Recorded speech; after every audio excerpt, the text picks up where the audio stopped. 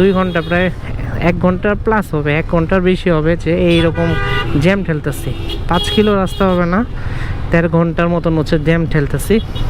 এখন তাও একটু একটু করে যে হাজার হাজার মানুষ হাইটা যাচ্ছে, কারণ এক সিরিয়ালে হচ্ছে জ্যাম। উত্তরা থেকে একদম মানে এই পর্যন্ত, এয়ারপোর্ট পর্যন্ত সবাই হাইটে আসলো। আমি প্রায় 1 ঘন্টা নিয়ে মোটর সাইকেল দিয়ে আসলাম।